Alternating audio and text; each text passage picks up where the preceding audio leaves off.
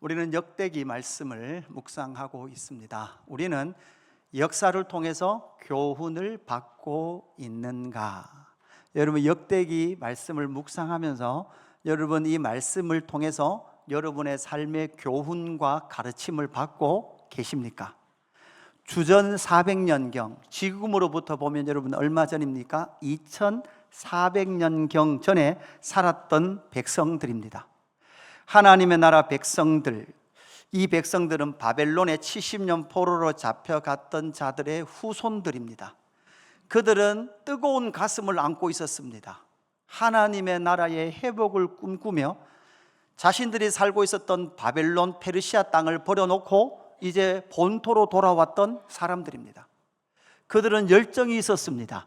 자신의 삶을 들여 하나님의 나라가 회복되기를 꿈꾸며 돌아왔던 그 백성들에게 에스라를 통해서 하나님은 역대상하라는 말씀, 그 백성들의 역사를 다시 한 번 더 정리해 주고 있는 책을 우리가 묵상하게 되는 거죠. 지금으로부터 2400년 전, 사실 세계 역사 대조표를 보면요, 이 한반도에는 그냥 이렇게 적혀 있어요. 긴 그래프가 있고 고조선 이렇게 돼 있고, 고조선 옆에 2400년경에 한반도의 역사 속에는 철기 문화 보급, 철기 농기구 사용 이렇게 돼서 갈로가 쳐져 있어요. 그 앞뒤로 별 것이 없어요. 이 한반도의 역사가 그렇게 발전하지 않고 있었던 2400년 이전에 이스라엘 땅 가운데에서는 포로지에서 돌아온 백성들을 향한 하나님의 역사를 정리해 놓고 있는 이런 책들이 뭐가 되고 있었어요? 발간되고 있을 만큼 하나님의 열심이 그 백성들 가운데 드러나고 있더라라는 거죠. 70년 포로 생활을 마치고 본국으로 돌아오면서 하나님의 나라의 회복을 꿈꿨습니다. 그러면서 그들은 거룩한 삶을 살기로 결단합니다. 성전도 재건하죠. 성벽도 재건합니다. 그리고 그들은 수문학 광장에서 모여서 종일 모세 오경을 읽으면서 그들은 그들의 삶을 회개합니다. 그들의 삶을 회개하면서 세 가지 결단을 하게 되죠. 어떤 결단을 합니까? 안식일을 거룩하게 지키겠다, 11조 생활하겠다, 그리고 이방 사람들과 섞여 결혼함을 통하여 거룩을 훼손하지 않겠다라는 것을 결단하면서 그 포로기한 백성들의 삶의 회복을 놓고 뜨겁게 기도했던 사람들입니다. 자신의 삶을 들여서 성전이 회복되었습니다. 자신의 삶을 들여서 성벽이 재건되었습니다. 그리고 다시 모세 오경을 펴서 수문학 광장에서 모여 할렐루야 하나님을 찬양하고 그들은 그들의 삶을 회개하고 결단했습니다. 그러나 얼마 지나지 않아 그들의 삶은 또다시 부질서한 상태로 흘러가고 맙니다. 그것이 구약 역사의 마지막 모습이거든요. 구약 이스라엘 백성들의 마지막은 또다시 안식일을 지키지 않습니다. 11조를 하지 않습니다. 또다시 이방 사람과 마음껏 결혼하며 그들의 거룩한 삶을 거부하게 되는 거죠. 그들이 왜 그 삶을 깨트려 이렇게 또다시 배교의 길을 가게 되었을까요? 여러분, 그들은 돌아왔습니다. 성전을 재건했습니다. 성벽을 재건했습니다. 회개운동했습니다. 그러면 그들의 삶이 좀 달라질 것을 기대했습니다. 성전을 재건하면 뭔가 좀 달라져야 되는 거 아닌가요? 온 삶을 들어서 성벽을 재건하면 이 나라도 좀 달라지고 그 나라 백성들의 삶도 좀 달라져야 되는 것 아닙니까? 안식일을 거룩하게 지키고 11조를 하고 말씀을 묵상하며 말씀대로 살면 그들의 삶이 좀 달라져야 되는 것 아닐까요? 그러나 그들의 삶은 변화가 없었습니다. 내일 또 일어나야 하고 내일 또 출근을 해야 합니다. 치열하게 살아야 합니다. 그 삶 가운데 그렇게 살아봐도 변하지 않는 그들의 삶 가운데 그들은 다시금 하나님의 말씀을 따라 사는 삶을 포기해버렸죠. 그리고 나서 구약 성경 말라기, 마지막 말라기서에 이스라엘 백성들은 하나님 앞에 이렇게 항변합니다. 하나님이 어떻게 우리를 사랑하셨습니까? 정의의 하나님은 어디 계십니까? 이 말은 무엇입니까? 자기들이 정의로운 백성인데 자기들의 삶은 변화가 없던데 불의를 행하는 다른 사람들은 여러분 어떡합니까? 불의를 행하는 자들은 성공합니다. 불의를 행하는 자들은 승승장구합니다. 이런 삶을 만나고 있는 그들에게 하나님은 다시 역대기라는 책을 통하여, 특별히 역대기의 중심 인물은 누구로 등장합니까? 다윗이라는 이 인물. 다윗이라는 인물을 여러분 우리가 묵상하고 있잖아요. 묵상하고 있는데 온통 뭐밖에 없어요? 예, 성전 건축하는 이야기밖에 없어요. 오늘의 결론, 예수 그리스도께 다시 건축할 거니까 여러분 있는 모든 것을 하나님께 드리십시오. 이렇게 결론을 낼 수도 있는 오해할까 가능한 본문입니다. 오늘 설교가 좀 길 수 있습니다. 본문이 많이 인용됩니다. 상당히 중요한 말씀입니다. 제가 지난 한 주간 동안 설교하지 않았습니다. 계속해서 다니면서 제 안에 계속 질문이에요. 하나님, 포로 귀한 백성들에게 다윗의 이야기를 들려주는 성전 재건, 성전 건축 준비의 이 이야기가 포로 귀한 백성에게는 도대체 어떤 가르침을 주고 있는 내용입니까? 여러분, 그 포로 귀한 공동체, 1차 독자인 포로 귀한 공동체에게 역대기 말씀 다윗 이야기가 2025년을 살아가고 있는 사망의 나라에서 생명의 나라로 옮겨온 우리의 삶, 저주의 나라, 사탄의 나라에서 생명의 나라로 옮겨온 우리의 삶의 가운데는 어떤 교훈과 가르침을 주고 계십니까? 라는 질문을 할 수밖에 없었던 본문이 오늘 본문이었습니다. 여러분 한번 떠올려 보십시다. 정리를 해 보십시다. 멀리 가지 마시고 역대상 17장에 여러분 뭐가 나오죠? 다윗 언약이 나와요. 다윗 언약이 나오고 18장부터 20장까지는 다윗이 계속 뭐합니까? 전쟁에서 승리하는 이야기가 쫙 나와요. 그러다가 이제 역대상 21장이 되면 무슨 이야기 나옵니까? 다윗이 뭐를 하죠? 인구조사를 해요. 역대상에 기록된 유일한 다윗의 범죄. 여러분 인구조사함을 통해서 여러분 몇만 명이 죽어요? 하나님의 진노로 말미암아 7만 명이 죽어요. 7만 명이 죽는 하나님의 진노가 딱 끝나는 지점이 여러분 어디였습니까? 아르난의 타작마당이었어요. 그 아르난의 타작마당에 여러분 뭐가 세워집니까? 성전이 세워져요. 여러분 이것은 무엇을 말하고 있다고 말합니까? 죄인의 자리, 범죄의 자리에 핀 성전의 꽃이라 그랬어요. 여러분 어디에 성전이 지어집니까? 죄인의 자리에 성전이 꽃을 핍니다. 범죄의 자리에 꽃을 피는 거예요. 하나님의 진노가 멈춰진 그 자리에 다윗은 성전을 건축할 준비를 하게 되는 거죠. 여러분 이것이 신약 교회 공동체인 저와 여러분이 주님의 성전이 되기 위한 지점이 어딜까요? 여러분 갈라디아서 2장 20절 말씀이 가장 적합한 말씀일게요. 내가 그리스도와 함께 십자가에 못 박혔나니 그런즉 내가 그리스도와 십자가에 함께 못 박힌 그 자리가 여러분 어떤 자리일까요? 예, 성전이 세워지는 자리인 줄로 믿습니다. 따라합시다. 나는 예수와 함께 십자가에 못 박혀 죽었다. 여러분 이런 넣으십시오. 나 유성호는 예수와 함께 십자가에 못 박혀 죽었다. 여러분 이 자리에 뭐가 세워진다고요? 주님의 성전이 세워지는 줄로 믿습니다.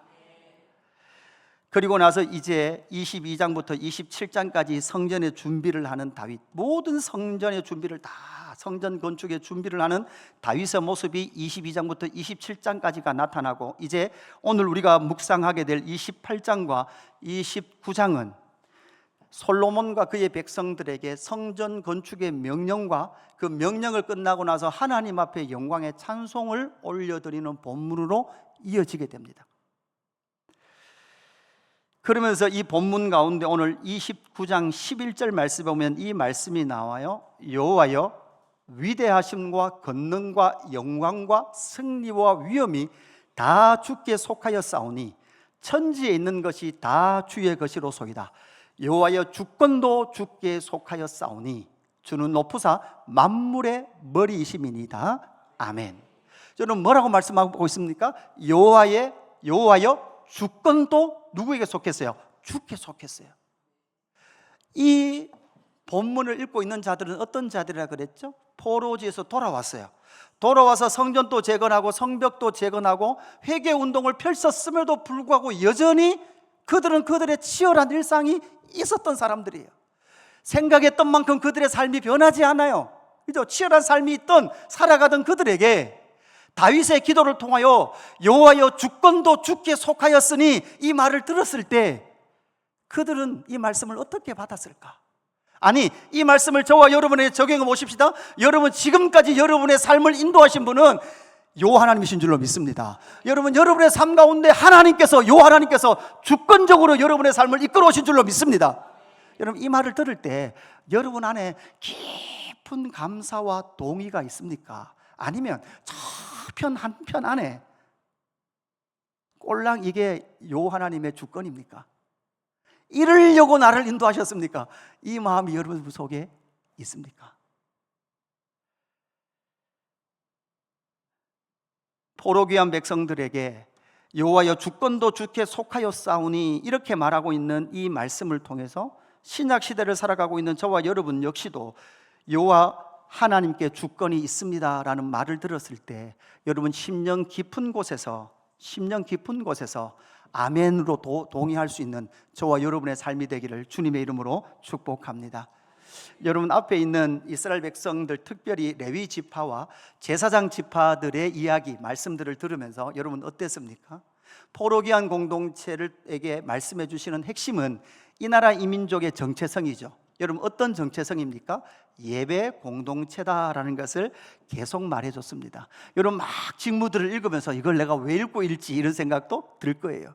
그런데 생각해 보십시오. 여러분 지금으로부터 2700년 전 그 시대, 그 2700년 전에 살았던 그 사람들보다 여러분 앞으로 보면 그 사람보다 500년 전, 멀리 보면 1000년 전부터 이루어져 왔던 이스라엘 백성들은요, 그들의 삶 속에 12지파가 명확하게 구분되어 있었어요. 그러니까 1000년이 지나고 2000년이 지나도 그들은 딱 정확하게 12지파로 나눠져 있었어요. 그래서 내가 어느 지파에 속했는지를 정확하게 알았어요. 여러분 지금 어느 셀에 속했는지 한 번씩 헷갈릴 때가 있죠. 지난 셀이 이 셀이었나 이게. 그죠? 이스라엘 백성들은 시간이 흘러도 혈통적으로 내가 어느 지파에 속했다, 특별히 레위 지파 중에서도 내가 어떤 지파에 속해서 어떤 족속에 속해서 내가 어떤 직무를 감당해야 된다는 것이 역사가 지나도 그들은 흔들리지 않은 채 인식하고 있었어요. 여러분 그렇다면 신약의 공동체인 저와 여러분은 도대체 무엇으로 여러분 이 하나님의 나라에 들어오게 됐습니까? 구분될 수 있습니까? 우리는 아브라함의 피가 우리에게 없습니다. 그죠? 이삭의 피가 없습니다. 야곱의 피가 없어요. 그러면 무엇으로 그렇게 우리는 이 하나님의 나라 공동체 안에 들어올 수 있었습니까? 에베소서 2장 13절 말씀입니다. 우리 같이 한번 봉독하십시다. 에베소서 2장 13절 시작. 이제는 전에 멀리 있던 너희가 그리스도 예수 안에서 그리스도의 피로 가까워졌느니라. 아멘. 여러분 하나님의 나라에 들어올 수 있었던 것은 예수 그리스도의 피로 말미암은 줄로 믿습니다. 그래서 우리가 형제 자매로 부를 수 있는 이유가 뭐예요? 우리는 육신의 혈통으로선 형제 자매가 아니죠. 그러나 예수 그리스도의 피로 말미암아 그 은혜의 공로로 말미암아 우리는 한 형제 자매된 줄로 믿습니다. 옆 사람 한번 불러봅시다. 형제님, 자매님 불러보시죠. 예. 여러분 우리가 원래는 집사님보다는 형제님, 자매님으로 부르는 것도 아주 좋은 호칭입니다. 포로지에서 돌아온 그들의 백성 절망하고 있습니다. 신앙을 버리고 도망치고 싶습니다. 왜? 삶이 치열합니다. 페르시아 바벨론에서 옮겨와서 이 땅에 오면 만사 형통할 줄 알았는데 그렇지 않아요. 치열한 그 삶 가운데 낙심되고 좌절됩니다. 때로는 하나님의 나라에서 도망치고 싶기도 하고 신앙을 버리고 싶기도 한 마음들이 그들 가운데 있었습니다. 그럼에도 불구하고 그들 가운데 여호와의 주권도 주께 속하였으니 라고 고백하게 하시는 그 이유가 무엇인가? 어디에서 그것을 발견해야 되는가? 첫 번째는 여기서 발견해야 됩니다. 여호와의 약속을 기억하게 하십니다. 모든 주권이 주님께 있습니다 라고 고백하는 것은 여러분 우리가 생각하기에 내가 생각하고 있던 삶의 문제가 해결되면 이 문제가 내가 원하던 대로 다 해결이 되면 우리는 뭐를 고백해요?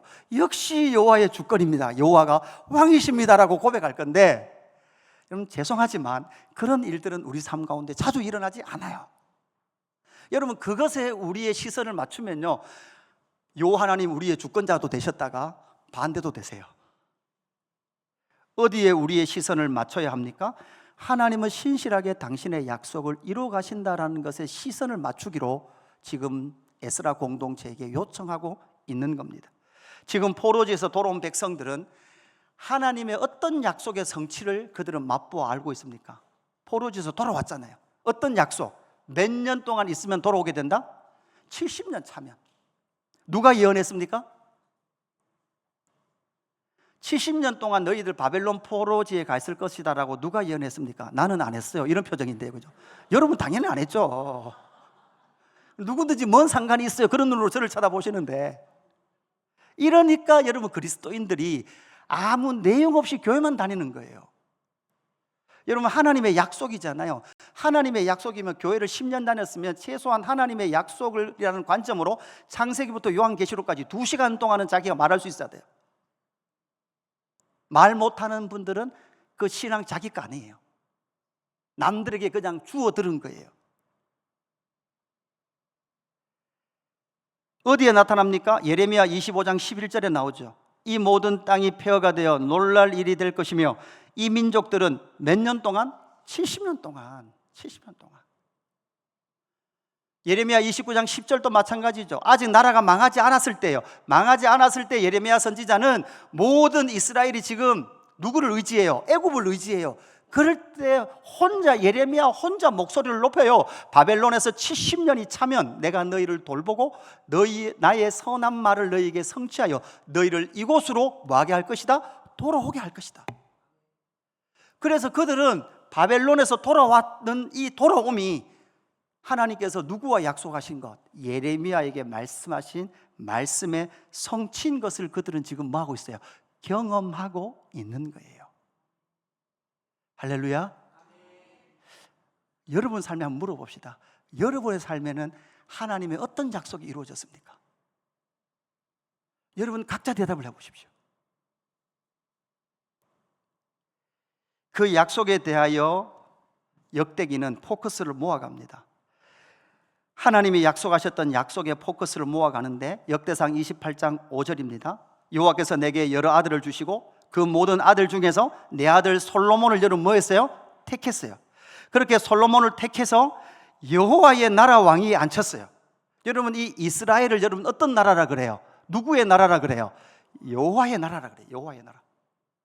여호와의 나라의 왕위에 앉혔어요. 그래서 이스라엘을 다스리게 하실 때 내게 이르시기를 내 아들 솔로몬 그가 내 성전을 건축하고 내 여러 뜰을 만들리니 이는 내가 그를 택하여 내 아들로 삼고 나는 그의 뭐가 되어? 아버지가 될 것이다. 하나님께서 약속하신 것이죠.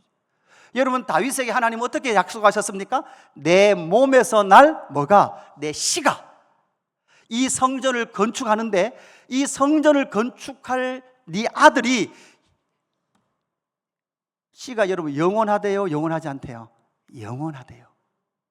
솔로몬으로 끝나는 것이 아니라 영원하대요. 그래서 결국은 뭐로 귀결되게 만듭니까? 씨에 집중하게 만들어요. 그러면서 여러분 우리가 알듯이 열왕기하라는 책 있잖아요. 열왕기하 지금 막 어디 가는지 하나도 모릅니다. 열왕기하로 갑니다. 열왕기하에 가면 북이스라엘이 망하는 이야기가 있어요. 북이스라엘이 망하고 좀 더 가면 남유다가 다 망하는 이야기가 나와요. 남유다가 망할 때 여러분 어떡합니까? 느부갓네살이 1차, 2차, 3차 3번 침공해요. 3번 침공해서 계속해서 이스라엘을 압박합니다. 마지막 결국은 3차로 침공해서 여러분 어떻게 해요? 모든 왕족들을 다 죽여요. 시드기야 아들들을 다 죽여요. 그리고 시드기야의 눈을 뽑는다 그랬어요. 그래서 예루살렘 성전을 다 무너뜨려요. 성벽도 무너뜨려요. 예루살렘 성 안에 있는 모든 귀족들의 집도 다 불태워 버린단 말이에요. 그리고 그 땅이 완전히 망해버려요. 이렇게 열왕기하에 모든 망한 이야기를 쫙 적고 나서 그러면 망한 이야기로 그냥 끝나면 되잖아요. 망한 이야기를 길게 적다가 열왕기하 마지막 한 문단 짧게 뭐를 기록해 놓은가 하면 에슬게과 함께 포로로 잡혀갔던 요야킨 왕이 있어요. 그 요야킨 왕을 하나님께서 어떻게 하셨다? 바벨론에서 복권시켜 주셔서 바벨론 왕의 밥상에서 요야킨 왕이 뭐를 해요? 밥을 먹었다. 이렇게 열왕기하가 끝나요. 이 말은 무엇입니까? 하나님의 나라가 망하는 절망 속에서도 하나님은 뭐를 남겨놓으셨어요? 씨를 남겨놨다 이야기를 하시는 거예요. 그래서 사실 이 포로기한 백성들, 우리가 소위 말하는 신구약 중간기에는 이 유대 사회 가운데 그들의 갈망이 하나 있었어요. 기대가 있었어요. 여러분 뭘까요? 시인 메시아가 온다라는 기대가 있었어요. 그러니까 메시아가 엄청나게 기대됐기 때문에 이 신구약 중간기의 역사 보면 여러분 어떤 사람이 자꾸 등장할까요? 거짓 메시아들이 자꾸 등장해요. 내가 메시아다. 그죠? 여러분 지금 대한민국에도 재림 예수가 몇 명 있어요? 55명 있어요. 내가 재림 예수다라고 말하는 사람이 55명 있어요. 그죠? 내가 재림 예수다 하는 사람 뒤에 누가 있다고요? 그죠? 내가 네 아버지다 하는 사람이 있어요. 뭔 말인지 이해를 못 하시는 분들은 끝까지 이해를 못 하실 거예요. 메시아 대망 사상이 있었던 그들, 그래서 거짓 메시아가 계속 등장하고 있었던 그 시대란 말이에요. 그런데 그 시대를 통과하여 드디어 때가 참에, 여러분 무슨 말씀하고 있습니까? 누가복음 2장 11절입니다. 우리 같이 읽어볼까? 누가복음 2장 11절 시작. 오늘 다윗의, 다시 누가복음 2장 11절 시작. 오늘 다윗의 동네에 너희를 위하여 구주가 나셨으니 곧 그리스도 주시니라. 아멘. 그 모든 어둠의 역사, 좌절과 멸망과 낙심과 실패의 역사를 뚫고 하나님은 다윗의 언약의 약속을 신실하게 지키셔서 그 씨를 보존하셨고, 그 씨가 이 땅 가운데 누구로 오는 거예요? 오늘 다윗의 동네에, 이 말은 다윗의 후손으로서 누가 오셨다는 거예요? 구주가 나셨으니 곧 그분은 누굽니까? 메시아 예수 그리스도가 다윗의 씨의 영원한 마침으로써 예수 그리스도가 이 땅 가운데 오셨다라고 말씀하고 계신 줄로 믿습니다. 그뿐만 아니라 마태복음 1장 1절에서 이렇게 말하죠. 아브라함과 다윗의 자손 예수 그리스도의 뭐다? 계보다.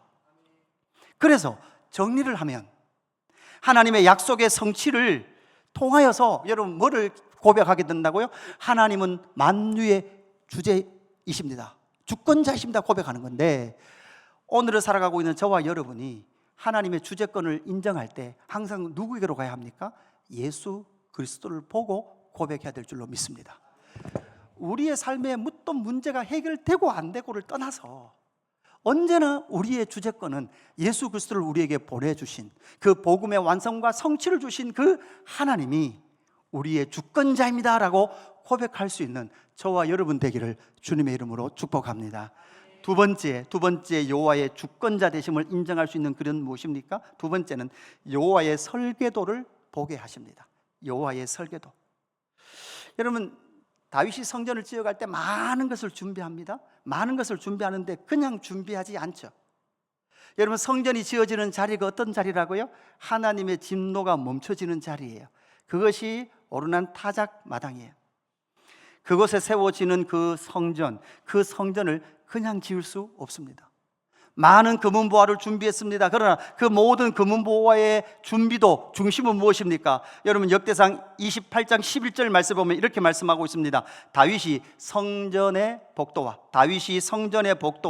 그 집들과 그 곳간과 다락과 골방과 속죄소에 여러분 뭐를요? 설계도를 그의 아들 솔로몬에게 주었어요. 여러분, 이 예수 그리스도교회 이 건물이 총 300평인데 얼마 안 돼요. 300평이에요. 300평인데 이 설계도가 제 방에 있어요. 여러분, 설계도가 기본 A3예요. A3. 종이 큰 거 있죠. 큰 거. 우리가 보통 쓰는 작은 거 말고 큰 종이. 이 300평 짓는데 몇 장쯤 그렸을까요? 100장, 200장, 300장? 아니에요. 400장쯤 돼요.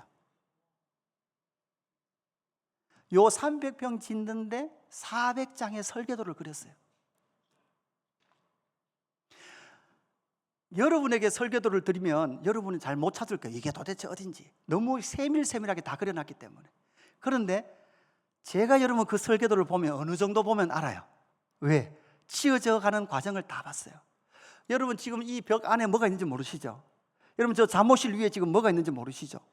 로비 위에 사실은 지금 여러분 지금 에어컨이 나오잖아요. 이 에어컨을 나오게 하는 중간에 바람을 품어주는 기계가 저 위에 4대가 달려 있어요. 여러분, 안 보이니까 그냥 밑을 지나다니지. 어떤 분들은 스피커 저기 달려 있는 게 상당히 불안하는 분도 계시다더라고요. 여기 밑에 사람이 찬양한다 여기 서면 상당히 불안해 하시는 분이 계신데요. 저기 떨어질까 싶어서. 그러니까 성전 전체의 모습, 그 설계도를 누가? 다윗이 솔로몬에게 주었던 거예요. 그러면서 19절 다윗이 이르되 여호와의 손이 내게 임하여, 여러분 뭐가? 여호와의 손이 내게 임하여 이 모든 일의 설계를 그려 나에게 알려주셨느리라. 아멘. 다윗이 그렸어요? 하나님이 알게 해주셨어요? 하나님의 손이 그와 함께하여 설계를 그렸다는 거예요. 여러분, 이 다윗이 그린 설계도, 여러분 성전은 여러분 그냥 건물로서의 성전이 아니에요.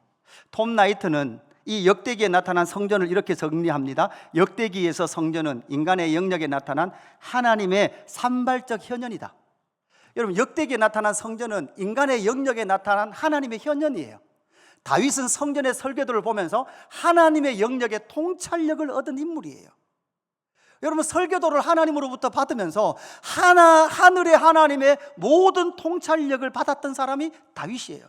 그래서 다윗을 통해서 그린 이 성전은 신전이 아닙니다. 여러분, 신전은 무슨 개념이에요? 우상을 건물 안에 가둬놓는 거예요. 안치하는 거예요. 그리고 이 우상은 항상 어디 안에 있어요? 신전 안에 있어요. 그래서 우리가 와야만 누구를 만나요? 신을 만나는 개념이에요. 그러나 성전은 그런 개념이 아닙니다. 성전은 하늘과 땅, 하늘의 영광을 이곳에 실제로 실현해 놓은 곳이 여러분 뭐예요? 성전이에요. 그래서 다윗도 알고 있었고 솔로몬도 알고 있었어요. 뭐를 알고 있습니까? 하나님을 이 성전 안에 절대 가둘 수 없다는 것을 솔로몬도 알고 있었어요. 하나님은 절대 성전에 갇힐 뿐이 아닙니다. 증거가 뭡니까? 역대하 6장 18절 모습 이렇게 말합니다. 하나님이 참으로 사람과 함께 땅에 계시리이까 보소서 하늘과 하늘들의 하늘이라도 주를 용납하지 못하겠거든 하물며 내가 건축한 이 성전이 오리까. 그러면 이 성전 안에 하나님이 갇혀 계실 수 있습니까? 없습니까? 없어요. 여러분, 이 성전은 하늘의 현현이에요. 하늘과 땅을 하나 되게 만드시는 하나님의 천상의 영광을 이 땅 가운데 실현해 놓은 것이 여러분 뭡니까? 성전이라는 거예요. 이 성전을 누가 봤을까요? 여러분, 나라가 망해갈 때 등장했던 선지자, 모든 선지자들은요 다 뭐를 보고 그 고통의 시간을 이겨갔을까요? 북이스라엘이 망하고 나서 남쪽에 활동했던 선지자가 이사야 선지자거든요. 이사야 선지자도 이사야서 6장 1절에 이렇게 말합니다. 주께서 높이 들린 보좌에 앉으셨는데 그의 옷자락은 성전에 가득하고. 여러분, 주께서 높이 들린 보좌에 앉으셨어요. 보좌에 앉으셨어요. 그의 옷자락은 여러분 어디에 가득해요? 성전에 가득해요. 이사야 선지자 때는 성전은 그대로 있었어요. 건물로 성전이 있었어요. 그러니까 여러분, 주님의 옷자락이 주님의 천상의 보좌로부터 주의 옷자락이 지상의 성전에까지 뭐 돼 있는 거예요? 지금 연결되어 있는 거예요. 여러분, 주님의 옷자락이 옷을 여러분 성전에서 입고 계신 그 옷자락이 지상의 어디까지? 성전에까지 이어져 있는 거죠. 그러니까 여러분, 주님 그 영광을 보면서 거룩하다 거룩하다, 만군의 여호와 그의 영광이 온 땅에 충만하다는 거예요. 성전에만 계시는 하나님의 영광이 아니라 하나님의 영광은 어떻다고요? 온 땅에 충만하다. 에스겔 선지자도 마찬가지입니다. 포로로 잡혀갔습니다. 포로로 잡혀간 에스겔 선지자 역시 에스겔서 1장 1절 30째 넷째 달 초닷새에 내가 그발 강가에 사로잡힌 자 중에 있을 때에 여러분 뭐가 열리며? 하늘이 열리며. 하늘이 열리는 것을 보며 그는 바벨론에서 포로 생활함에도 불구하고 에스겔서 후반부에 보면 여러분 뭐가 나올까요? 에스겔 선지자는 열린 하늘 문을 통하여 새 성전의 영광을 보고 새 성전의 영광을 기록해 놨어요.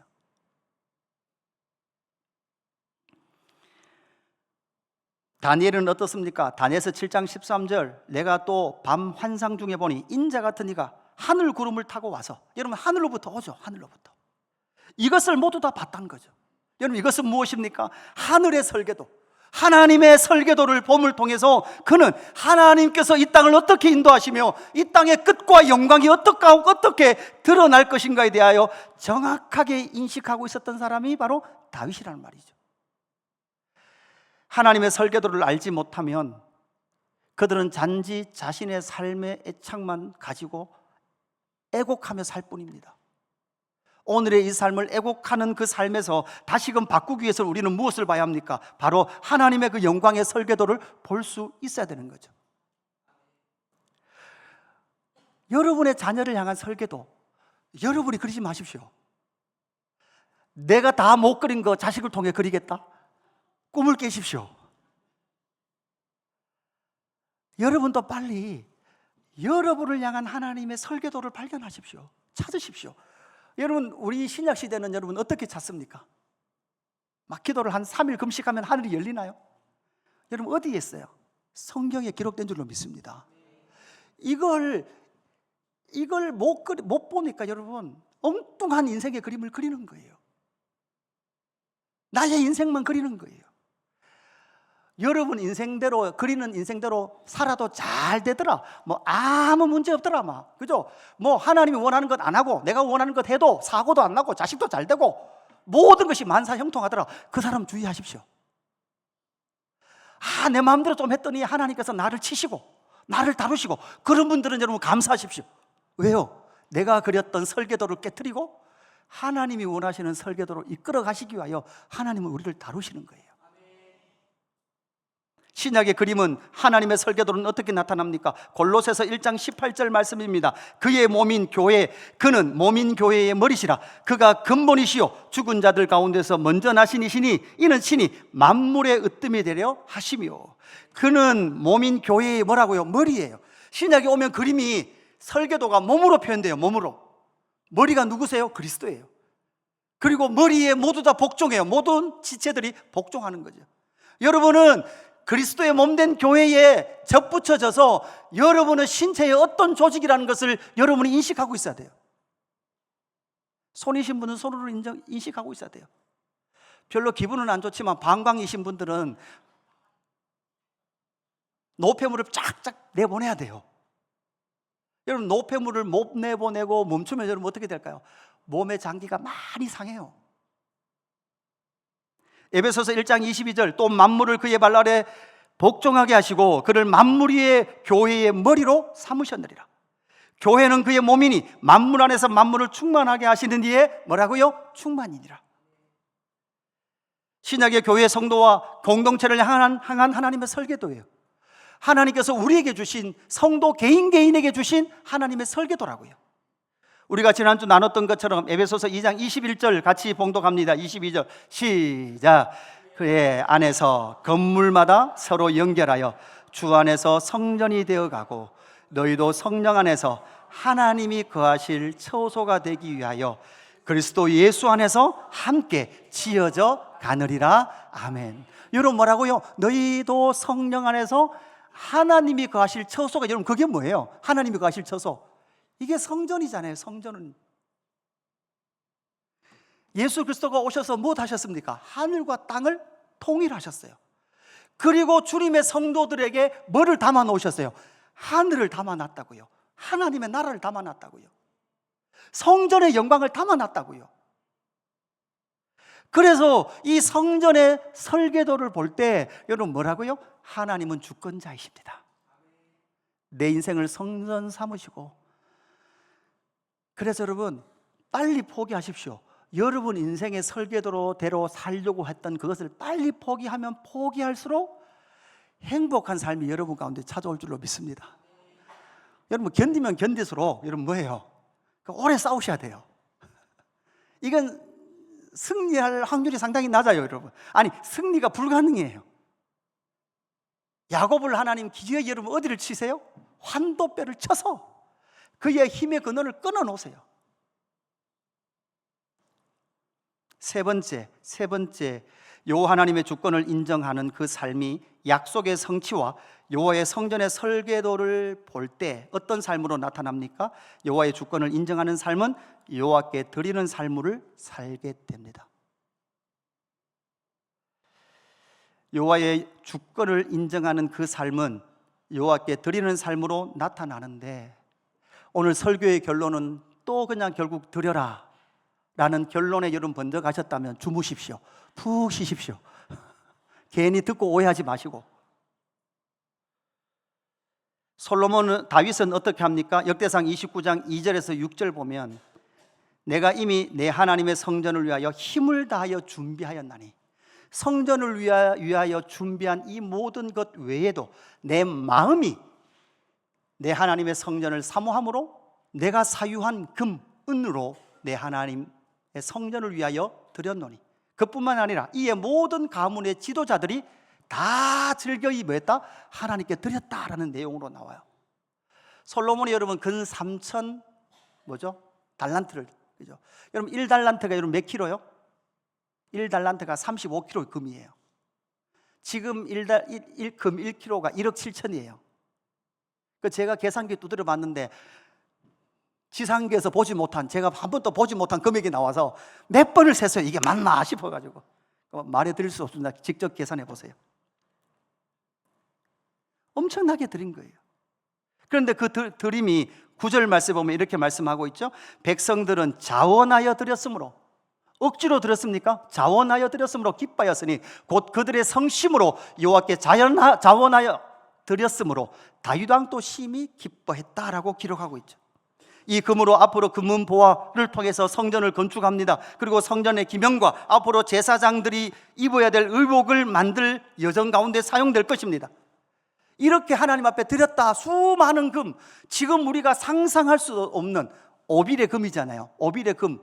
여러분 최근 몇 달 전부터 여러분 재고 유행했던 가게가 어떤 가게일까요? 예, 금 거래소가 엄청, 그죠? 아시죠? 모르시네. 집에 금이 없는가 봐요, 그죠? 좀 그래 갖춰놓고 사세요, 그죠? 좀 준비해놨다가 금값 오르면 좀 필요하면 좀 파시고 이렇게, 그죠? 그 다녀보면 여러분 오빌 금 거래소가 많아요. 오빌 금 거래소. 여러분 오빌 금 거래소는 대부분 누가 경영하는 금 거래소일까요? 예, 채집사님들이 운영하는 금 거래소예요.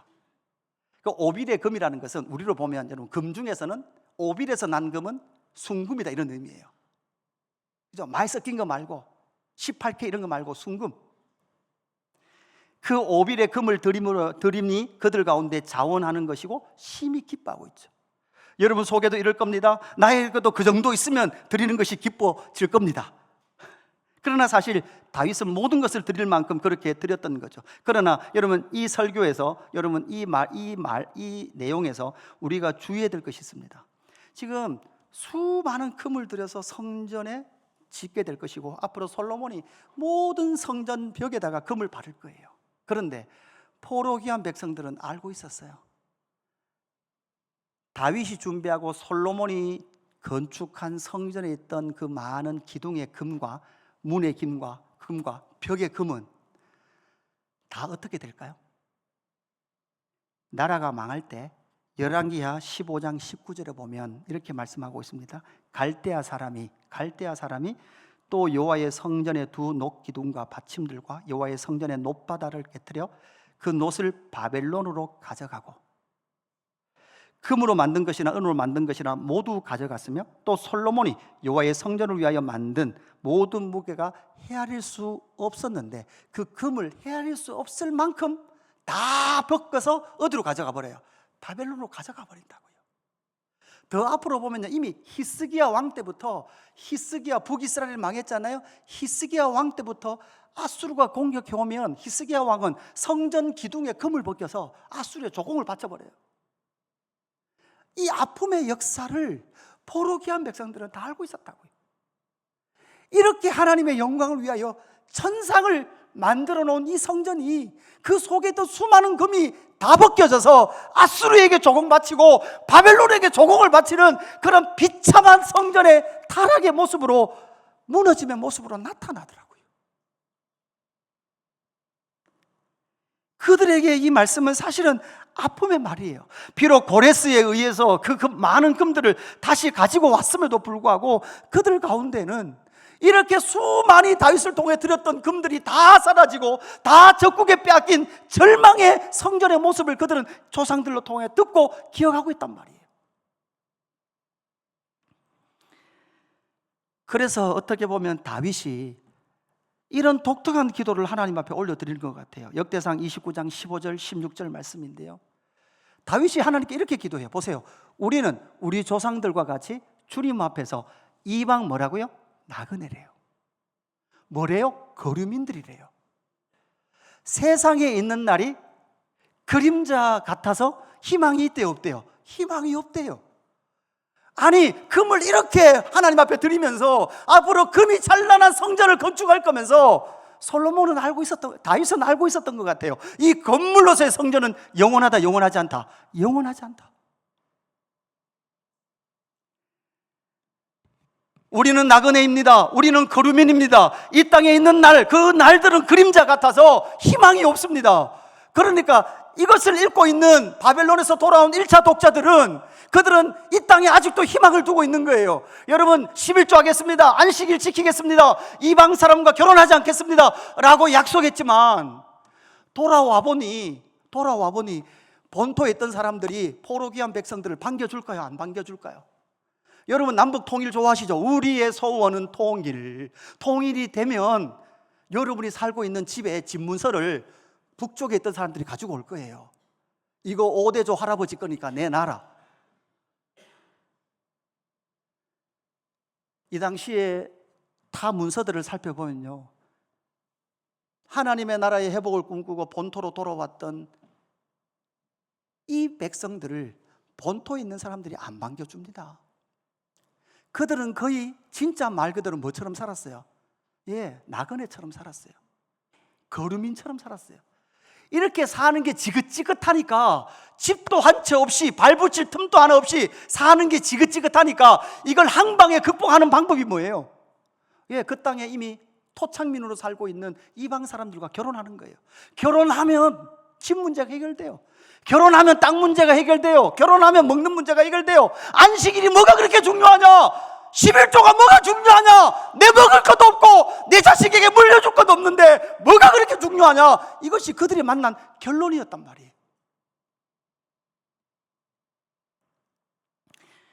다시 다윗은 역대상 29장 15절, 우리는 우리 조상들과 같이 주님 앞에서 이방 나그네와 거류민들이라 세상에 있는 날이 그림자 같아서 희망이 없나이다.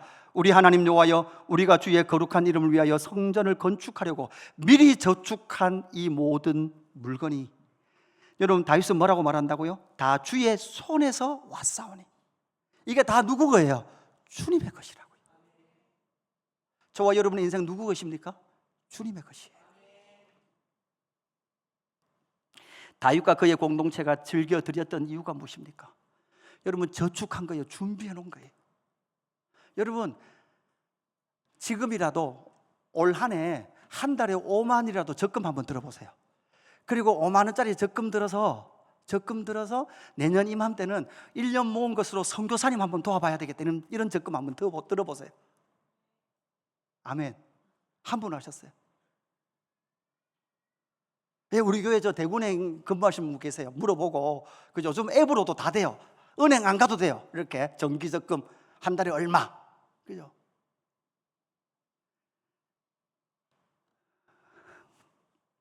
여기서 우리는 알아야 될 것이 있습니다. 이스라엘 백성들이 자원하여 다윗이 좋은 것 드렸다, 주님의 것이니까 주님께 드렸다. 사실 그거 이전에 신약을 살아가고 있는 우리가 하나님께 드림은 요한복음 3장 16절 말씀이죠. 하나님이 세상을 이처럼 사랑하사. 사실 하나님은 우리에게 먼저 주셨어요. 누구를 주셨어요? 독생자로 주셨다고요. 떡을 달라고 하는 자식에게 뱀을 줄 자가 있습니까? 없습니까? 없어요. 하나님은 하나님의 자녀인 저와 여러분에게 하나님 당신의 가장 좋은 독생자를 내어주신 줄로 믿습니다. 독생자를 주셨으므로 말미암아 우리의 무엇을 드리는 것이 여러분 우리의 기쁨이 되는 줄로 믿습니다. 여러분, 우리는 또 특별 헌금, 선교사님의 날 헌금할 거예요. 아이고, 이놈의 교회 특별 헌금 왜 이렇게 자주 있노? 여러분, 두 가지 극복하라고 말씀드렸어요. 내가 정말 헌금하고 싶으나 내 삶의 환경과 형편 때문에 정말 헌금할 수 있는 여력이 없으신 분들은 그럼에도 불구하고 내가 비굴 하지 않고 하나님께서 언젠간 헌금하게 하실 날이 있을 것을 기대하시고 기도하십시오. 그게 괜찮아야 돼요. 반대로 아이고, 내가 좀 이번에 좀 이렇게 제대로 한번 해야 되겠다, 그죠? 여기서 뭐가 나와요? 내가가 나와요. 내가 했다고 나오는 그것도 여러분 꺾으십시오. 여러분, 우리는 무엇을 들여서 독생자 예수 그리스도로 바꿀 수 없는 줄로 믿습니다. 여러분, 고린도후서 9장 7절, 여러분 사실 지난주에는 제가 이 말씀을 했었는데 1부 때는 했었는데 2부 때 못했어요. 여러분, 뭐라고 말합니까? 각자 그 마음에 정한 대로 할 것이요 인색함으로나 억지로 하지 말지니 하나님은 즐겨내는 자를 만다고요? 사랑해요. 즐겨내를 사랑하는데 즐겨내는 자가, 여러분 왜 즐겨내요? 다음 보십시오. 다음 8장에 보면 이런 말씀이 나와요. 고린도 교회가 환난의 많은 시련 가운데 그들의 넘치는 기쁨과 극심한 가난이 여러분 뭐를 만들어내요? 풍성한 연보를 만들어내요. 이게 도대체 모순이잖아요. 많은 시련이 있어요. 극심한 가난이 있어요. 그런데 뭐를 만들어내요? 풍성한 연보를 만들어내요. 그들이 막 쥐어짰다는 걸까요? 막 억지로 짰다는 걸까요? 아니요. 예수 그리스도의 복음, 그 복음, 하나님이 나를 향하여 당신의 가장 좋은 독생자 예수 그리스도를 주심을 통하여 내 무엇을 들어도 아깝지 않다는 이 고백이 고린도 교회가 수많은 박해와 기근과 환난과 가난 속에서도 뭐를 빚어내는 거예요? 풍성한 연보를 빚어내게 된 줄로 믿습니다. 여러분, 단순히 헌금 많이 해라는 말이 아니에요. 예수 그리스도의 은혜의 복음에 반응한 자들의 영광의 고백이 이렇게 나타나는 줄로 믿습니다. 여러분은 무엇을 드리고 있습니까? 여러분의 마음을 드리고 있습니까? 여러분이 드리고 있지 않다면 여러분은 아직도 예수 그리스도를 주신 하나님 아버지의 마음을 온전히 여러분 알지 못하는 거예요. 우리는 이 땅을 살아가며 우리가 만나는 삶의 현실도 있습니다. 앞에서 들었듯이 사탄의 나라, 사망의 나라에서 생명의 나라로 옮겼어요. 세상 나라에서, 바벨론이라는 세상 나라에서 하나님의 나라를 옮겼어요. 옮겨왔음에도 불구하고 내 안에 성전도 회복되어졌고 예수 그리스도의 복음의 영광을 얻었음에도 불구하고 내일이라는 치열한 삶이 우리 가운데 있어요. 그 속에 때로는 좌절도 하고 낙심도 할 거예요. 때로는 성공도 경험할 거예요. 아픔도 경험할 거예요. 그러나 그 삶의 현실 속에서는 우리가 온전히 하나님의 주재권을 인정하기 어려울 때가 많을 겁니다. 그래서 다시금 다윗이 고백했던 것처럼 하나님의 약속의 성취신 예수 그리스도를 바라보며 하나님은 나의 왕이십니다라고 고백할 수 있는 저와 여러분 되기를 주님의 이름으로 축복합니다. 여러분, 성경을 통하여 여러분의 인생의 설계도, 여러분을 교회 삼으신 설계도를 발견하시기를 주님의 이름으로 축복합니다. 그것을 발견할 때 드리는 것만이 하나님께서 기뻐하시는 산제물이 될 줄로 믿습니다. 우리 같이 한 번만 기도하십시다. 이 시간 기도할 때 정말 그 영광 가운데 하나님의 주재권을, 주권을 인정하게 하여 주옵소서. 내 삶에 어떤 일이 닥쳐올지라도 하나님은 나의 왕이십니다가 흐트러지지 않도록 주여 인도하여 주옵소서. 여러분의 삶이 무질서한 영역이 있다면 다시금 고치십시오. 하나님의 주재권을 인정하는 삶으로 들어오십시오. 시간과 물질의 무질서함 속에 다시금 하나님의 통치권 안에 들어와서 하나님은 나의 왕이십니다라는 거 고백하는 저와 여러분의 삶이 될 수 있도록 우리 같이 기도하며 나가겠습니다. 하나님 아버지 감사합니다.